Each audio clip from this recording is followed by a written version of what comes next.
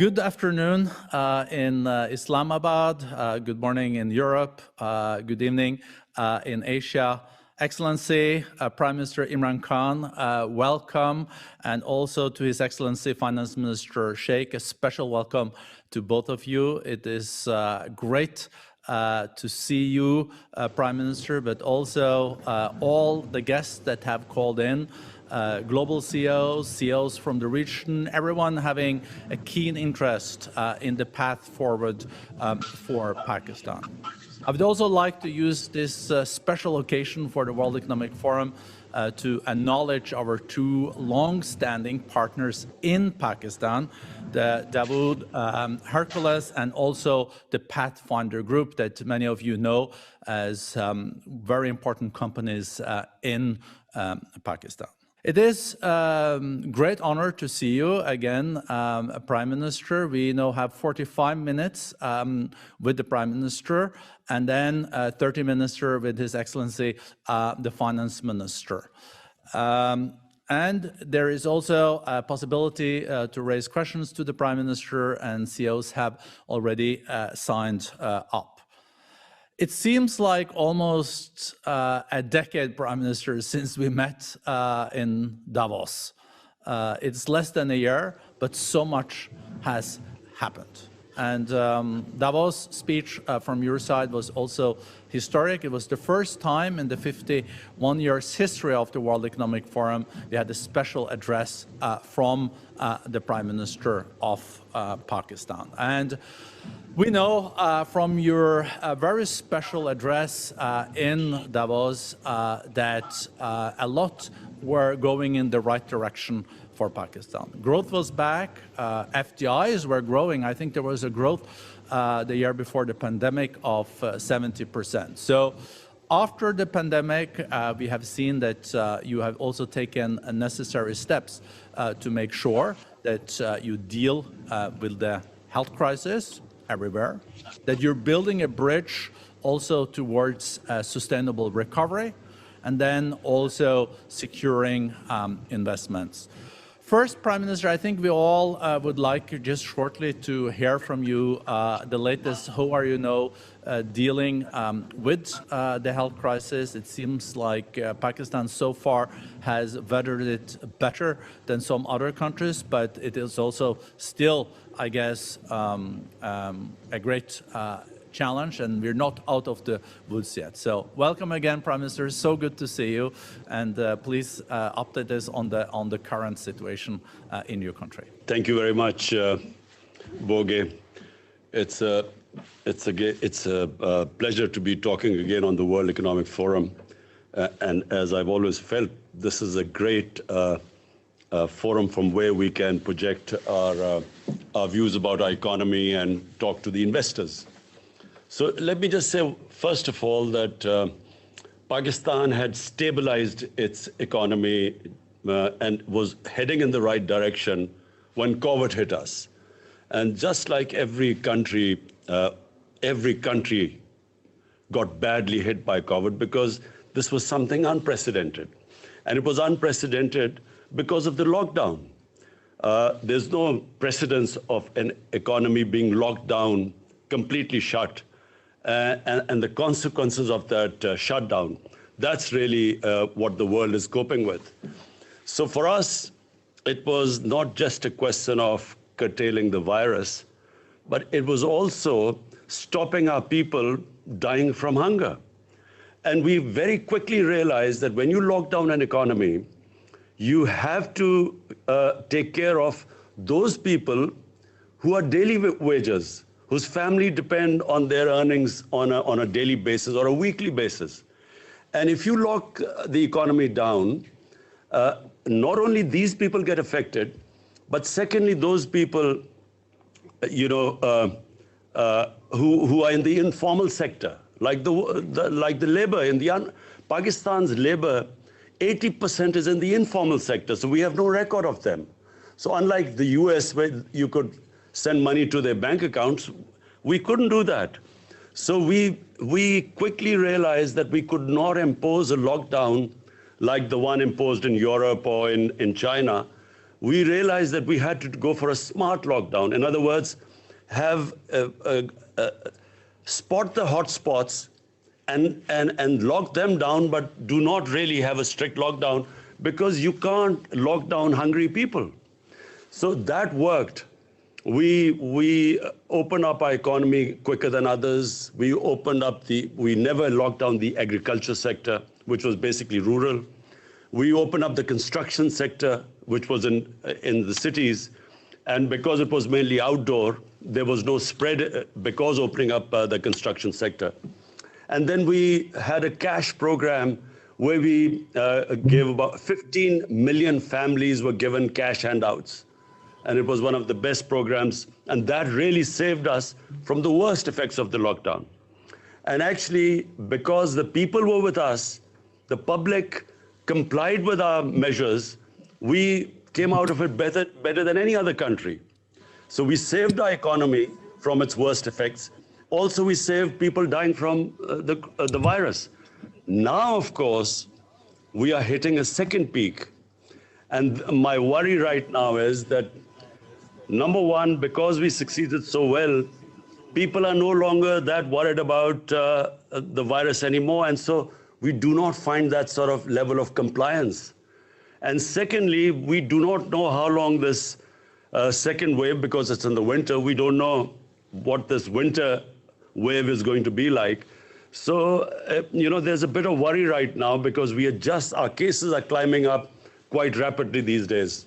Well, thank you, Mr. Prime Minister, for that overview. We will have a second round with your Finance Minister after the questions and dialogue with you. But I think many of the CEOs and chairs that are on the line really would like also to hear from you, based on the increasing FDIs, based on the growth that you had before the pandemic. When do you think we'll be back to a pre-COVID level? And how do you see the path forward for Pakistan? When do you think you will get growth at the level where you expect it and need it? And what are the measures that you will take? I must say that the lessons we learned from the first wave of COVID was that we, in our country, with our high levels of poverty and with a young population, high levels of unemployment, we cannot afford a lockdown where we lock down our businesses, where we lock down the factories. So we have taken a policy decision that we are going to keep the businesses and the factories which employ people. We are not going to lock them down. We are going to only lock down the non-essential, in other words, public gatherings and so on, where our economy doesn't get hurt, because we feel that the consequences of hurting our economy on the people is going to be far greater than the effects of the virus. Now, the two challenges we faced, the two biggest challenges, one was the fiscal deficit. When we came to power, it was the biggest ever fiscal deficit in our history. And second was the current account deficit, the external deficit. And that also was a record deficit. So the first year and a half really was stabilizing the economy to bring these deficits down. So cutting our expenditure, improving governance, and then improving the tax collection to remedy the fiscal imbalancing. And secondly was cutting down on our imports and trying to stimulate our exports, stimulate remittances into Pakistan, because that forms a considerable part of our foreign exchange earning. Foreign direct investment, which was improving, and fortunately is improving again. And then also clamp down on money laundering. Now, this is a big problem in the developing world, where illicit flows of money leave our country to offshore accounts and so on. This illegal money. So we clamp down on that too. As a result, after 17 years, the last quarter, we had a current account surplus. This is after 17 years, so this was a big achievement, and which reflected on the stability of our currency, because we have our currency is now floated and it's on market-based exchange rate. So our currency stabilized, in fact, gained in the last few months. And our exports started increasing because previously our exchange rate was artificially kept high. As a result, the exports went down, and we had the biggest trade gap of $40 billion between import and exports. So our exports started improving. We also gave incentives to the export industry, to the industry in general. And so we are seeing, compared to all the other countries who've been hit by COVID, Pakistan is that fortunate country where our stock exchange shows that the business community has confidence in us. Our exchange rate reflects that. We have now cement sales are highest in our history, which means that the construction, the incentives given to the construction sector have worked. So the construction sector is on the move, which means more employment. Our textile industry at the moment is running full. The hub of the city, which is the hub of the textile industry, Faisalabad, they're short of labor right now. So the measures we took first stabilized and now are heading in the right direction. Of course, I say this because we do not now know, and we are praying that the second wave of COVID does not really make us take those measures which affect this right trend, the country which is heading in the right direction. Thank you so much, and also congratulations on these achievements under very, very difficult circumstances. We know that one of the major structural initiatives that you have taken is the CPEC, this China-Pakistan Economic Corridor. I learned that there is even now going to be built a high-speed train from Peshawar to Karachi. We also know that there will be a second phase in this initiative. So, Prime Minister, maybe share with us how important is the CPEC, and are you at all concerned that this can be too much, so you're not diversifying, or is this really, really the way to go? First, let me just clarify that CPEC is not exclusive to just China. CPEC is, first of all, it started with connectivity. It was a transport, a road network which connected various areas in Pakistan. Secondly, it was about power generation. We were short of power, so we needed power generation, to fuel the growing population and the growth rate. So now the second phase of CPEC is more than connectivity. It is special economic zones which we are opening up with special incentives there. It is about agriculture, where we really need help from China because their productivity in agriculture is much higher than in Pakistan. And it's about also these technology institutes which we want help from China because of digitalization of Pakistan, improving our e-commerce. So we need skilled labor for that. So that's also part of CPEC. But mainly it is about connectivity. It connects Pakistan to China, which is one of the biggest markets. It is also, you talked about the railway. First time in Pakistan's history, we are modernizing our railway. And it will completely revolutionize railway travel in Pakistan, which is called the ML1. And it connects Karachi right up to Peshawar. And the next phase, we want to connect it right through Afghanistan to Uzbekistan. So it will connect us to China. And also, we hope that there will be an east-west. Unfortunately, with India right now, we have a problem.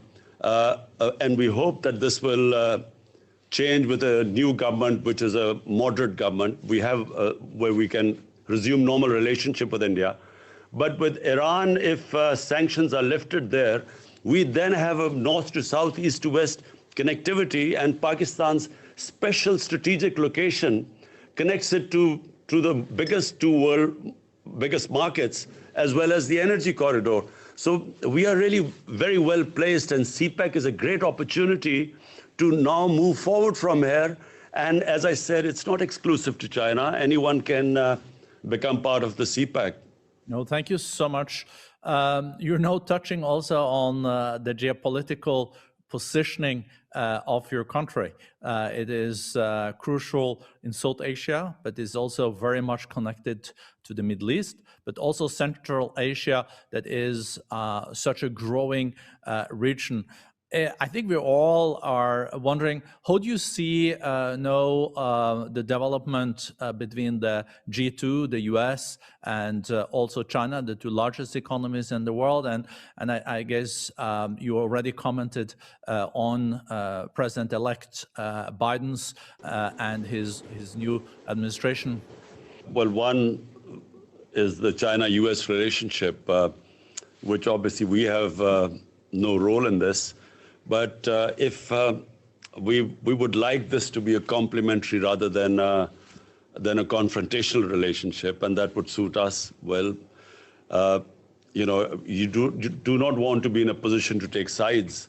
You know, it would be great if, and for Pakistan, it would be very beneficial if this was a trading relationship between the two giants. But you see, the key for us right now is Afghanistan. It's after a long time that there is a prospect of peace. For some reason, there were attempts for a military solution, and here's someone who kept saying that there was never going to be a military solution. Finally, the peace talks started, and Pakistan played a huge part in getting the Americans and the Taliban to sit on a table. And then it played another very difficult to get an intra-Afghan dialogue going. Now, unfortunately, the level of violence is growing in Afghanistan, and this is of concern to us because we believe that peace in Afghanistan has huge dividends, first of all to the people of Afghanistan, but then to people of Pakistan. It connects us right up to Central Asia, and as you quite rightly said, Central Asia has this huge untapped potential, which is, which will be of great benefit to us and to Central Asia if they can connect right down. They're landlocked, and they can, through Gwadar, they can be connected to the world. So the great hope here is that there is these talks succeed, and there is peace in Afghanistan. And apart from anything else, the tribal belt of Pakistan, the strip of land adjoining Pakistan and Afghanistan, they were devastated by the war on terror. And the best way to rehabilitate and to give employment to the people there is if there is peace in Afghanistan, and the adjoining areas will benefit the most from trading and connectivity. Your historic visit to Kabul, you were just there, and as you said, violence is again increasing. But you think because of the changes now, we will lose momentum in the peace talks between the Afghan government and the Taliban, or do you think it's still such an interest to make this happen that we will see a successful outcome? And we also know that the winter season is not the most violent season. So maybe we can go into next spring with the result on the table?